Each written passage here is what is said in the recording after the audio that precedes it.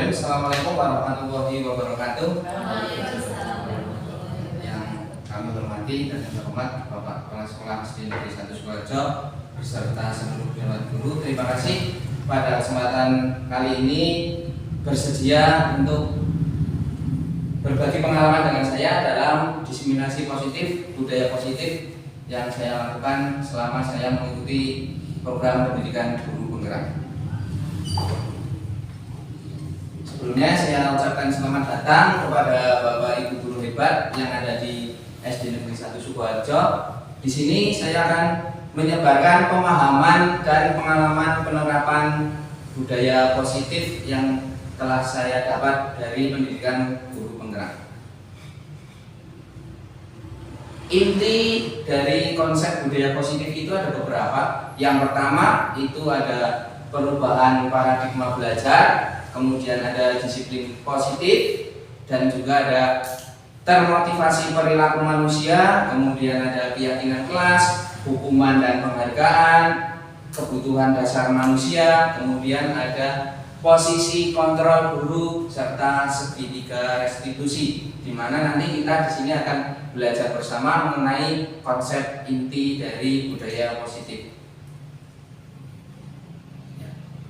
Yang pertama adalah pembelajaran dengan paradigma baru. Bahwa pembelajaran saat ini memang memasuki paradigma baru, pembelajaran berdasarkan pada prinsip pembelajaran berdiferensiasi, sehingga setiap siswa belajar sesuai dengan kebutuhan dan tahap perkembangannya. Dengan pembelajaran berdiferensiasi di sini, kemudian siswa bisa memperoleh kebutuhan dari tahap perkembangannya. Yang ujungnya adalah satu, Bapak Ibu, yaitu menjadi profil pelajar Pancasila yang di dalamnya ada beberapa dimensi, ada mandiri, beriman dan bertakwa, kebinekaan global, bergotong royong, kreatif, dan bernalar kritis. Jadi tujuan kita dalam pembelajaran paradigma baru, muara akhirnya adalah membentuk siswa dengan profil pelajar Pancasila. Apa sih profil pelajar Pancasila itu dalam pembelajaran paradigma baru? Yang jelas itu sebagai penuntun arah yang memandu segala kebijakan dan pembaharuan, termasuk di dalamnya dalam hal pembelajaran dan dalam hal asesmen. Jadi ketika dalam pembelajaran, semua mata pelajaran yang kita ajarkan itu hendaknya mengarah pada profil pelajar Pancasila. Kemudian dalam asesmennya juga kita mengarah kepada ini pembentukan profil pelajar Pancasila.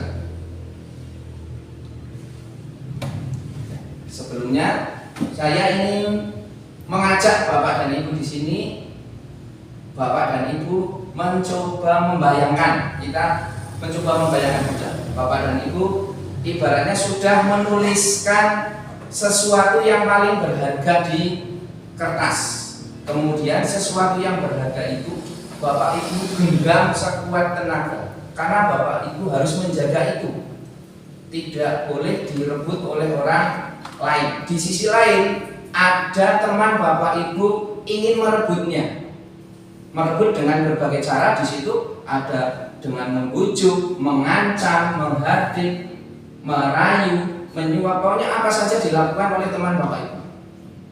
Tapi Bapak Ibu harus berusaha untuk menjaga sekuat tenaga.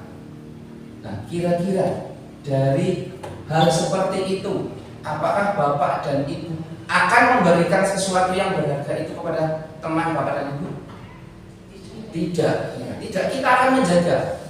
Nah, hal-hal yang kita jaga itu adalah yang kita yakini sebagai nilai-nilai kebajikan, nilai-nilai kebajikan. Karena setiap orang itu punya nilai-nilai kebajikan yang dia yakini. Contohnya misalnya kejujuran. Mesti dalam hati kecil seseorang punya nilai kebajikan, walaupun itu hanya satu atau dua. Nah, itu memang harus kita betul-betul jaga. Nah, cara menjaganya ya kita harus melakukannya dengan sungguh-sungguh. Selanjutnya, ya, disiplin positif. Ya. Disiplin dalam budaya kita itu dari yang pengertian lama itu adalah kepatuhan. Ya.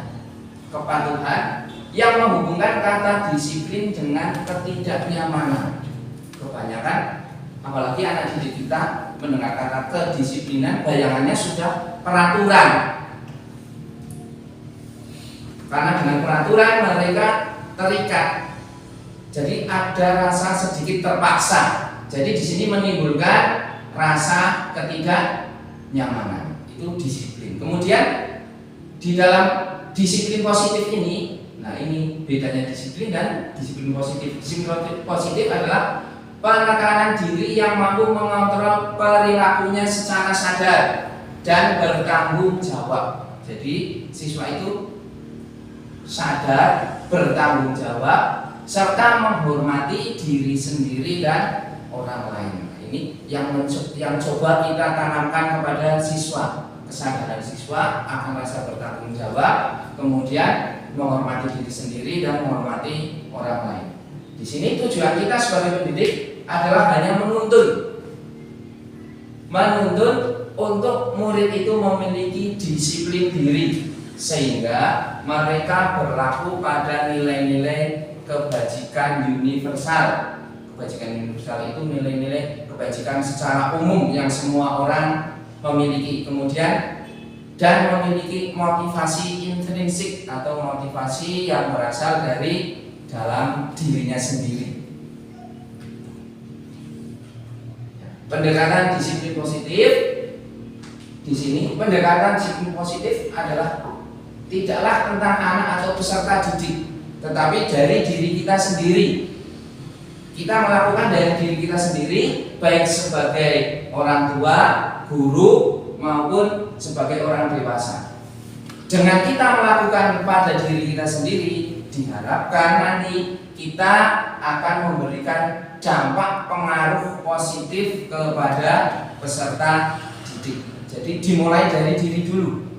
Kalau dari diri kita sudah melakukan disiplin positif, insya Allah nanti peserta didik akan meniru kita.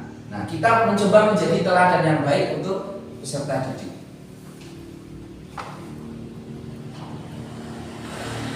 Di sini ada beberapa pendekatan disiplin positif. Yang pertama adalah kemampuan individual peserta didik untuk membina mendidik peserta didik baik secara individu maupun kelompok. Jadi kemampuan kita sebagai seorang pendidik untuk membina anak didik kita baik dalam pribadi maupun dalam kelompok. Yang kedua adalah pendekatan secara individual atau kelompok yang tentunya kita menerapkan disiplin positif itu membutuhkan dukungan dari semua warga sekolah dan semua pemangku kepentingan yang ada di sekolah. Kita lihat nilai-nilai kebajikan universal, itu nilai-nilai yang secara umum. Di sini dituliskan bahwa nilai kebajikan adalah sifat positif manusia yang merupakan tujuan mulia yang ingin dicapai setiap individu. Jadi setiap individu mempunyai tujuan yang mulia dalam hatinya, dalam hati kecilnya mesti ada tujuan yang mulia itu yang ingin dicapai. Kemudian nilai kebajikan itu juga biasanya nilai-nilai yang telah disepakati bersama, berlaku secara menyeluruh, baik itu lintas suku, lintas agama, bangsa, ataupun latar belakang. Itu nilai-nilai kebajikan universal. Contohnya di dalam pendidikan kita, nilai-nilai kebajikan universal itu sudah sangat lengkap, sudah terangkum dalam profil pelajar Pancasila. Beriman dan bertakwa pada Tuhan serta berakhlak mulia, kemudian mandiri, bergotong royong, berkebinekaan global, bernalar kritis dan kreatif. Sekarang kita lihat adanya motivasi dari perilaku manusia. Motivasi itu merupakan perilaku dari dalam diri seseorang yang sadar atau tidak untuk mencapai tujuan tertentu. Jadi bisa dengan kesadaran sendiri atau tidak, itu manusia atau peserta didik kita akan termotivasi untuk tujuan tertentu. Kebutuhan dasar manusia. yang saya pelajari, kebutuhan dasar manusia itu ada beberapa. Di situ ada 5. Yang paling mendasar, yang utama adalah kebutuhan untuk bertahan hidup. Setiap manusia jelas memiliki ini, kebutuhan untuk bertahan hidup, untuk makan, minum, berpakaian. Kemudian yang kedua, kebutuhan kasih sayang dan rasa diterima. Jadi kita juga membutuhkan rasa kasih sayang dan rasa untuk diterima dalam kelompok kita. Kemudian juga ada kebutuhan akan penguasaan. Kadang-kala kita juga ingin menguasai sesuatu, itu juga merupakan sebuah kebutuhan. Kemudian kebutuhan akan kebebasan, bahwa setiap manusia bebas, tidak terikat. Kemudian yang terakhir adalah kebutuhan akan kesenangan. Motivasi perilaku manusia di sini biasanya peserta didik kita melakukan motivasi atau tindakan itu ada beberapa. Yang pertama biasanya ini, yang paling sering. Dia melakukan motivasi disiplin positif biasanya ini untuk menghindari hukuman atau ketidaknyamanan, takut kalau melanggar itu nanti dia akan dapat hukuman. Kemudian yang kedua, untuk mendapatkan imbalan atau penghargaan ketika melakukan sesuatu. Misalnya seorang guru berjanji, jika kalian berbuat seperti ini nanti akan bapak ibu guru kasih hadiah.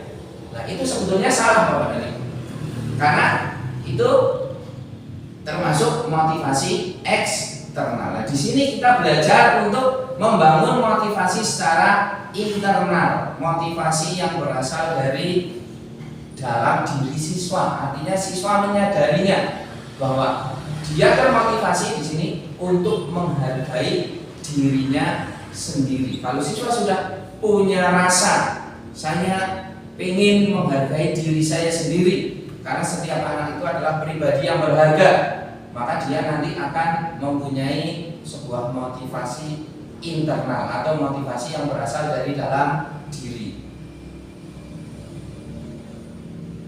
Masih tentang perilaku motivasi manusia, menurut Ki Hajar Dewantara bahwa merdeka itu artinya tidak hanya terlepas dari perintah, akan tetapi juga cakap berbuat memerintah diri sendiri. Jadi bukan hanya terlepas dari sebuah perintah, tetapi juga bebas untuk mengelola memerintah diri sendiri. Dimana tadi motivasi internal tadi yang berasal dari dalam diri siswa itu akan menciptakan disiplin positif dan sikap yang baik.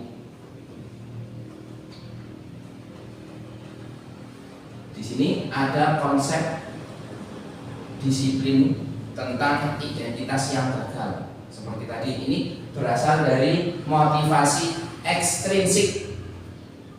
Ya, motivasi ekstrinsik, motivasi yang berasal dari luar. Yang pertama, hukuman tadi. Hukuman menyakiti, membuat tidak nyaman, murid merasa takut, kemudian terpaksa. Siswa akan terasa terpaksa, dan murid juga akan kebanyakan ini nomor 5, menyembunyikan kesalahan. Jika bapak dan ibu guru tidak melihat, maka murid mesti akan menyembunyikan kesalahannya, tidak berani mengungkapkan kesalahan yang dia lakukan. Kemudian juga ini, murid menjadi pribadi yang rendah diri. Artinya apa? Ketika dihukum, misalnya di depan teman-temannya, itu akan menjatuhkan harga diri murid. Kemudian dari yang motivasi ekstrinsik yang kedua, penghargaan, jelas tidak efektif. Kemudian merusak hubungan antara siswa yang satu dengan siswa yang lain, itu akan timbul rasa iri. Pak guru yang diberi penghargaan kok anak itu saja. Biasanya misalnya yang bisa menjawab pertanyaan, nanti Pak guru kasih hadiah, otomatis kan yang dapat penghargaan mungkin hanya anak-anak itu saja. Itu menimbulkan kecemburuan sosial. Kemudian ini mematikan kreativitas. Artinya pola pikir siswa menjadi tidak berkembang. Berkembangnya hanya pada sebatas nanti saya akan mendapatkan hadiah, saya akan mendapatkan penghargaan dari Pak Guru. Itu jelas mematikan kreativitas. Ini yang keempat, menghukum dengan sistem ranking. itu juga tidak diperbolehkan. Artinya setiap anak punya kesempatan yang sama. Kalau kita menggunakan sistem ranking, nanti kasihan anak-anak yang berada di peringkat terakhir, dia akan merasa rendah diri. Kemudian ini merampas hak anak untuk menghargai dirinya sendiri. Anak akan terasa haknya itu dirampas. Karena apa? Yaitu tadi anak tidak berkembang. Hanya yang diharapkan hanya sebuah penghargaan tanpa adanya kesadaran dari dalam diri. Berbeda dengan konsep pendekatan disiplin positif dengan restitusi. Di sini adalah cara menanamkan kedisiplinan murid. Perbedaannya dengan yang tadi, untuk restitusi di situ menciptakan kondisi bagi murid untuk memperbaiki kesalahan. Jadi kita punya tindakan, memberikan kesempatan kepada siswa untuk memperbaiki kesalahan, sehingga siswa itu nanti dalam kembali ke kelas, kembali ke kelompoknya itu punya karakter yang lebih kuat. Karena dalam pendidikan profil pelajar Pancasila yang paling ditekankan adalah karakter. Ciri-ciri dari restitusi yang pertama itu bukan menebus kesalahan. Kalau hukuman jelas menebus kesalahan. Kalau saya melakukan ini, saya konsekuensinya ini. Tapi dari restitusi tidak. Di situ belajar dari kesalahan. Jadi siswa akan belajar dari kesalahan. Yang kedua, memperbaiki hubungan. Jadi antara siswa yang berbuat kesalahan atau dengan siswa yang lain itu akan terjadi hubungan saling memperbaiki. Tawaran bukan paksaan. Kita sebagai guru itu memberikan tawaran, bukan paksaan seperti pada hukuman ataupun penghargaan. Kemudian yang selanjutnya, menuntun untuk melihat ke dalam diri, menuntun siswa untuk lebih introspeksi diri, untuk melakukan refleksi terhadap dirinya sendiri. Kemudian mencari kebutuhan dasar. Jadi kita akan mencari kebutuhan dasar siswa itu melakukan kesalahan tersebut karena dia membutuhkan apa dari kelima kebutuhan dasar tadi. Apakah kesenangan, apakah tadi bertahan hidup atau yang lainnya. Kemudian fokus pada karakter dan tindakan menguat, bukan tindakan menguatkan. Jadi pembentukannya adalah fokus pada pembentukan karakter, bukan kesalahan yang dibuatkan. Kalau kesalahan yang dibuatkan, anak itu cenderung akan teringat terus. Oh, tadi saya dimarahi Pak Guru karena tidak piket, dimarahi seperti ini. Nah, itu anak akan cenderung mengingat terus nanti sampai anak dewasa. Kemudian yang selanjutnya adalah fokus pada solusi, mencari solusi, bukan seperti pada hukuman. Kalau sudah berhenti anak mendapatkan sanksi, otomatis sudah berhenti, tidak ada solusi untuk memperbaiki kesalahan. Perbedaan dari tadi ya, ada hukuman, ada konsekuensi, dan ada restitusi. Di sini saya mengambil contoh pada siswa yang tidak mengerjakan PR. Hukuman, menghukum siswa dengan berdiri di depan kelas atau dengan menyuruh keluar tidak mengikuti pelajaran. Itu guru marah sehingga murid menjadi takut. Karena murid menjadi takut dengan guru, otomatis apapun yang kita berikan kepada murid itu tidak pernah akan masuk. Murid sudah takut dulu melihat sosok seorang guru, sudah tidak senang dengan gurunya, maka apa yang diberikan itu tidak akan masuk ke murid. Yang selanjutnya adalah konsekuensi. Guru memberikan konsekuensi, misalnya anak yang tidak mengerjakan PR itu saat jam istirahat atau dikerjakan sebelum masuk kelas. Jadi untuk anak yang tidak mengerjakan PR disuruh mengerjakan PR ketika sedang istirahat atau ketika sudah pulang sekolah. Ini juga merugikan anak karena anak kehilangan waktunya dengan teman-teman. Ketika jam istirahat anak seharusnya bermain, tapi anak malah untuk mengerjakan PR yang tidak dilakukan. Atau ketika jam pulang, anak sudah pulang, dia belum pulang sendiri. Nah, jadi konsekuensi ini lebih, anak sudah tahu dulu, kalau saya tidak mengerjakan PR, saya akan mendapatkan apa dari guru. Sudah tahu, karena itu sudah dibicarakan bersama antara guru dan siswa, sudah ada di peraturan kelas. Kemudian dari restitusi, guru menanyakan keyakinan kelas. Kemudian membantu siswa untuk menyelesaikan masalahnya.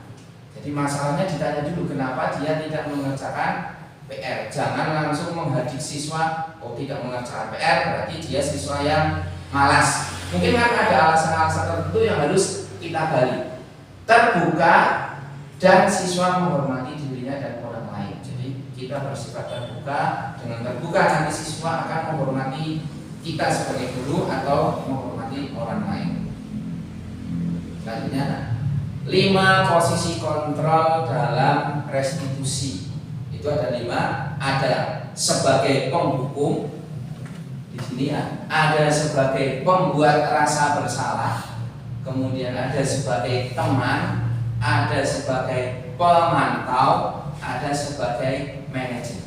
Mari nanti kita refleksi bersama. Kira-kira kita itu, saya pribadi terutama, itu berada selama ini berada di posisi yang mana? Apakah penghukum, apakah pembuat rasa bersalah, atau teman, atau pemantau, atau manajer? Saya mengambil contoh dari, kalau tadi siswa yang tidak mengerjakan PR, saya mengambil contoh untuk yang kasus siswa terlambat. Semuanya nanti kasusnya adalah contoh siswa yang terlambat. Dari segi penghukum, di sini guru sudah dengan nada suara yang tinggi, ya, kemudian bahasa tubuh, mata melotot sambil menunjuk-nunjuk ke arah murid. Itu murid sudah pasti ketakutan. Itu baru dari segi fisik yang terlihat. Kemudian ditambah lagi dari segi perkataan. Terlambat lagi, pasti terlambat lagi. Selalu datang terlambat. Kapan bisa datang tepat waktu? Dengan nada yang keras. Siswa lebih terintimidasi lagi. Nah, hasilnya apa kalau seperti itu? Hasilnya murid akan menjadi marah. Jelas, masuk ke kelas mesti marah. Kemudian akan dendam pada gurunya, dan akan bersifat agresif. Ini untuk murid-murid cenderung nanti dilampiaskan kepada teman-teman. Biasanya akan berbuat kenakalan. Itu dari segi penghukum. Selanjutnya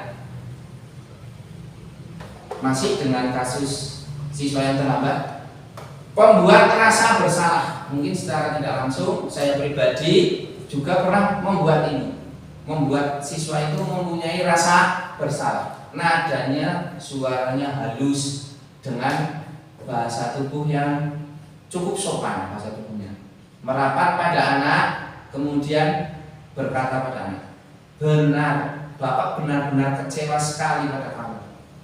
Nah, dengan seperti itu, perkataan ini akan tertanam di diri murid. Murid akan merasa sangat bersalah. Walaupun kita tidak melakukan ini, murid sudah melakukan sesuatu kesalahan, dia sebetulnya sudah merasa bersalah. Ditambah lagi, seakan-akan disalahkan oleh gurunya. Nah, murid akan merasa bersalah, kemudian akan berakibat pada murid menjadi minder, tidak pede. Itu dari segi pembuat rasa bersalah. Selanjutnya masih siswa terlambat. Nah, kita guru menempatkan diri sebagai posisi teman. Teman itu akrab dengan anak, ramah, bercanda, tersenyum sambil tertawa, guyon-guyon. Contoh perkataannya seperti ini misalnya, bagaimana sih kamu? Ya tidak apa-apa, duduk sana, nanti Pak Guru bantu kamu ini. Menggunakan kata-kata yang sangat akrab seperti dengan teman-temannya. Nah, dengan teman ini baik, ya, tetapi murid menjadi tergantung pada guru tersebut. Ada rasa ketergantungan. Jika digantikan oleh guru lain, anak itu tidak mau. Oh, saya maunya dengan Bu Eling saja, saya maunya dengan Pak Arifin saja. Ada rasa ketergantungan karena sudah akrab seperti teman. Sebagai pemantau, nah, kita memposisikan diri sebagai pemantau dengan nada suara yang datar, bahasa tubuh yang formal atau resmi. Contoh dalam kalimatnya, misalnya, kamu terlambat 15 menit. Apakah kamu sudah mengerti konsekuensi yang harus dilakukan bila terlambat? Guru menanyakan konsekuensinya, menanyakan akibatnya, menanyakan ibaratnya peraturan tentang terlambat. Nanti siswa itu akan mendapat hukuman apa? Ini lebih halus dari hukuman, ya, hanya bertanya. Tetapi hasilnya di sini, hasilnya murid memahami konsekuensi yang harus dijalankan karena telah melanggar salah satu peraturan sekolah. Jadi murid tidak ada kesadaran diri. Dia hanya, kalau saya melanggar ini, langsung nanti dari Pak Guru mendapatkan hukumannya seperti ini. Kemudian murid tetap dibuat menjadi tidak nyaman karena tadi ada konsekuensi. Nah, ini yang selanjutnya sebagai manajer. Posisi guru, kita menempatkan diri sebagai manajer, nada suara yang tulus, bahasa yang tidak kaku, kemudian mendekati murid yang terlambat tadi. Kemudian bertanya baik-baik, apakah kamu tahu kesalahan kamu? Bertanya tanpa menghukum. Kemudian dari jawaban murid, kita lanjut lagi ke jawaban. Kira-kira kamu akan memperbaiki kesalahan ini, apa yang akan kamu lakukan? Guru lebih bertanya, menggali ke siswa. Siswa itu mau melakukan apa untuk memperbaiki kesalahan. Hasilnya nanti murid akan lebih bertanggung jawab untuk mencari jalan keluar. Tetapi tentunya harus dengan bimbingan guru. Jadi kita membimbing murid untuk bertanggung jawab, mencari solusi atas perilaku yang dilakukannya sendiri. Kita hanya mengarahkan saja, tapi murid yang menemukan, bukan kita yang menemukan. Keyakinan kelas. Nah, kita lanjut keyakinan kelas. Mengapa keyakinan kelas tidak peraturan kelas? Kalau dulu mungkin zaman saya SD dulu atau SMA dulu masih peraturan kelas. Kenapa sekarang harus diganti dengan keyakinan kelas? Coba kita amati pertanyaan berikut ini Bapak dan Ibu. Yang pertama, mengapa kita memiliki aturan penggunaan helm saat mengendarai kendaraan bermotor di jalan raya? Mengapa Bapak dan Ibu memakai helm? Biar aman. Biar aman atau biar tidak tertangkap polisi? Ada dua. Kalau biar tidak tertangkap polisi, berarti Bapak dan Ibu belum mempunyai kesadaran diri. Tetapi kalau sudah biar aman, berarti Bapak dan Ibu itu sudah punya kesadaran. Awalnya kan berarti ke polisi. Awalnya dari keterpaksaan, mungkin nanti lama-lama akan menjadi sebuah kesadaran diri yang Bapak dan Ibu. Kemudian, mengapa kita memiliki peraturan untuk menggunakan masker dan mencuci tangan? Bapak dan Ibu butuh mencuci tangan setiap kali akan makan. Itu kan juga sebuah kesadaran diri. Keyakinan kelas, nah, dalam pembuatan keyakinan kelas di sini lebih bersifat abstrak dari peraturan. Berupa pernyataan universal. Universal itu adalah pernyataan secara umum, dibuat dalam bentuk positif, dibuat dalam kata-kata positif. Misalnya, dilarang makan di kelas, itu tidak diperbolehkan.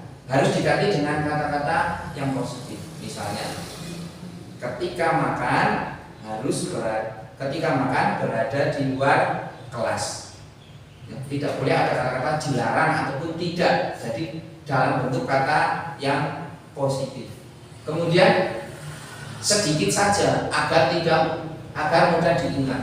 Kalau zaman saya sekolah dulu peraturan kelas itu sangat banyak, mungkin dari 1 sampai 20. Berbeda dengan keyakinan kelas kita buat sedikit saja.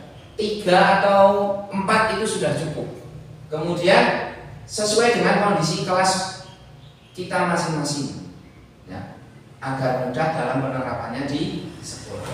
Kemudian semua warga kelas atau sekolah itu dilibatkan saat membuat peraturan kelas. Jadi setiap warga di kelas kita libatkan untuk membuat peraturan kelas dengan mereka memberikan satu pernyataan atau satu kata-kata untuk peraturan kelas, kesepakatan kelas yang akan kita buat. Bagaimana pembentukan keyakinan kelas ini sudah saya coba kemarin di kelas saya. Yang pertama, berdiskusi dulu.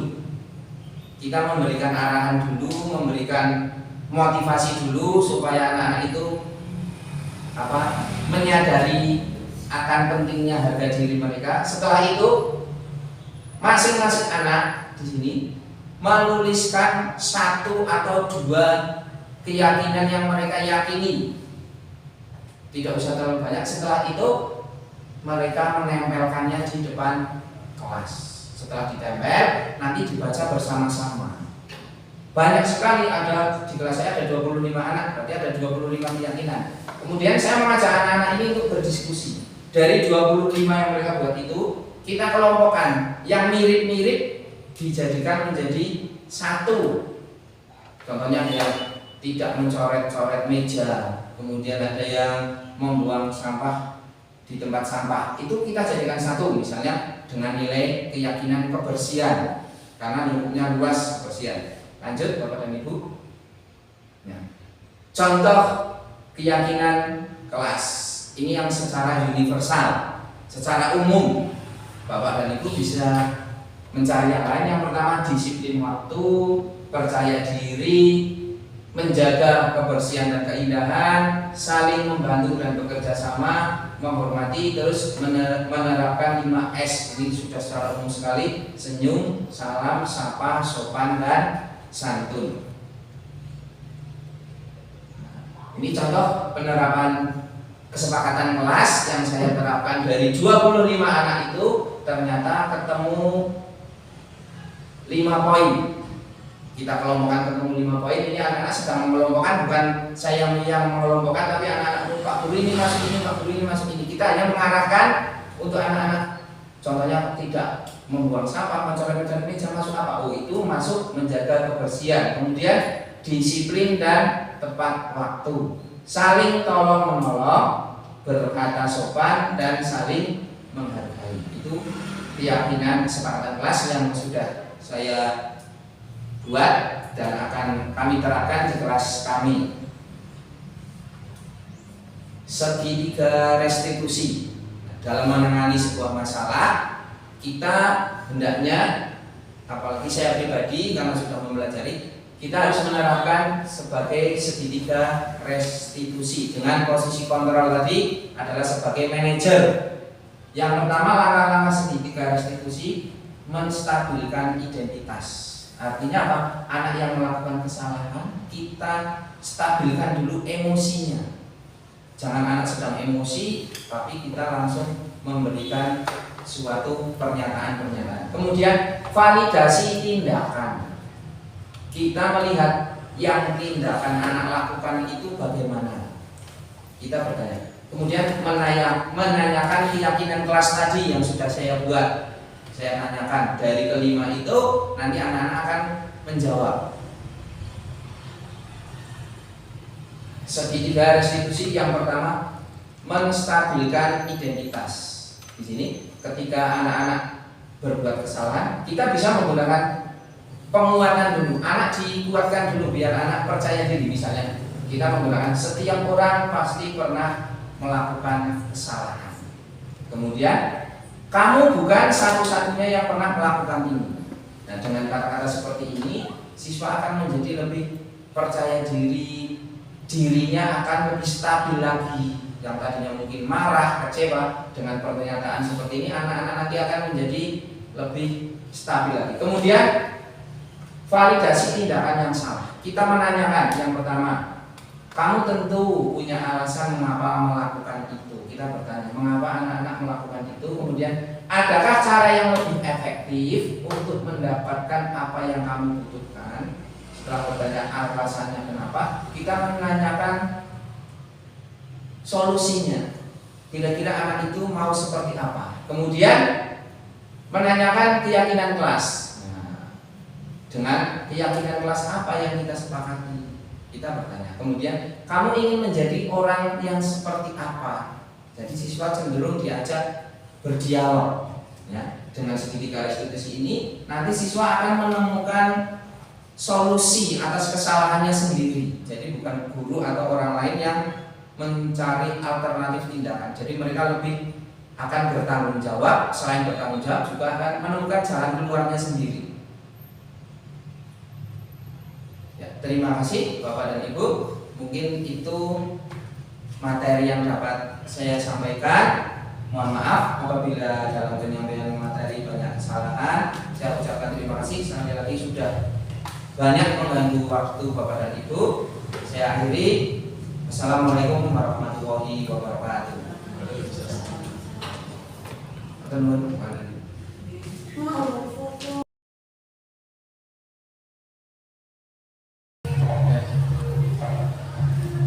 Terima kasih Pak Arifin, hari ini telah menyampaikan informasi kepada teman-teman kita di sini tentang apa yang sudah panjenengan pelajari di program pendidikan guru penggerak. Ini sangat bermanfaat sekali bagi kami untuk mengingat kembali, bahkan mungkin ada sebagian teman kami teman kita yang belum mengetahui dan hari ini memahami apa yang Pak Arifin sampaikan. Dan bagi teman-teman yang sudah pernah mungkin teringat kembali sehingga tergugah untuk melaksanakan seperti tadi keyakinan kelas, segitiga restitusi dan lain sebagainya. Itu sangat bermanfaat sekali bagi kami dan teman-teman Pak Arifin semua di sini. Mudah-mudahan semuanya dapat berjalan dengan baik, dapat diimplementasikan di sekolah ini dengan lebih baik lagi sehingga peningkatan karakter maupun mutu pendidikan ini dapat tercapai. Terima kasih. Assalamualaikum warahmatullahi wabarakatuh. Bismillahirrahmanirrahim. Assalamualaikum warahmatullahi wabarakatuh. Om Swastiastu, Namo Buddhaya, salam kebajikan dan salam sejahtera bagi kita semuanya. Kepada yang terhormat Bapak Kepala Sekolah SD 1 Sukoharjo, Bapak Arifin, SPD, serta Bapak Ibu Guru di seluruh Nusantara. Terima kasih waktu yang diberikan kepada saya. Saya sangat mengapresiasi kepada Pak Arifin yang sudah memberikan presentasi diseminasi tentang disiplin positif. Di sini Pak Arifin menyampaikan dengan sangat jelas, runtut, mudah dipahami, jelas dan mengingatkan kepada kita bahwa posisi guru yang baik yaitu sebagai manajer sangat baik diterapkan di sekolah kita dengan keyakinan kelas yang sudah dibuat. Semoga pembelajaran berjalan dengan lancar dengan coaching dan kolaborasi dengan seluruh pihak warga sekolah. Maka semoga cita-cita kita dan tujuannya pun tercapai dengan baik. Untuk Pak Arifin, selamat sudah menempuh program pendidikan guru penggerak ini. Semoga berjalan dengan lancar. Sukses selalu untuk Pak Arifin dan salam dan bahagia. Terima kasih.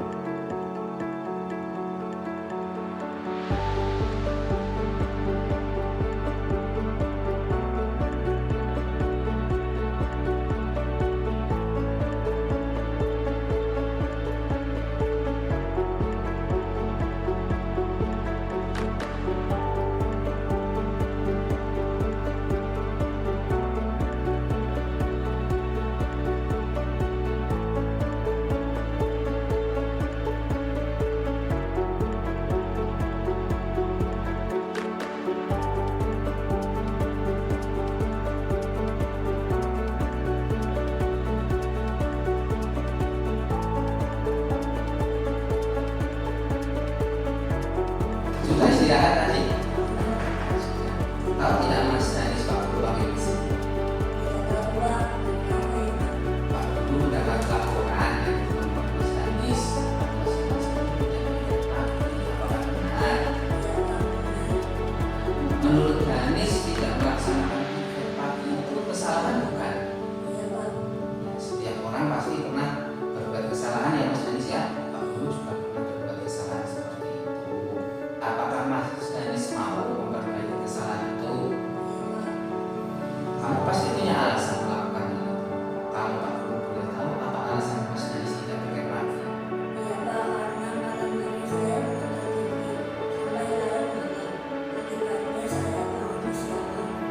Apa kamu tahu keyakinan Mas Danis kalau kita sepakati? Apa itu? Menurut kamu apa yang akan kamu lakukan untuk memperbaiki kesalahan agar kamu bisa melaksanakan tiket pagi?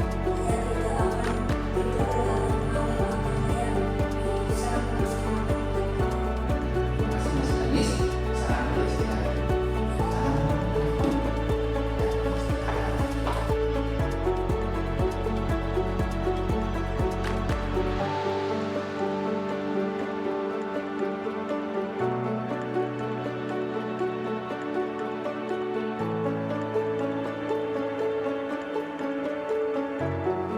Siang Mas Danis, sudah istirahat ya? Mas Danis tahu tidak Pak Guru panggil ke sini? Tadi ketika saya pelajaran Pak Guru bilang Mas Danis itu makan di kelas. Apakah betul Mas Danis? Menurut Danis, makan di kelas saat pelajaran itu kesalahan? Iya, Pak. Ya Mas Danis,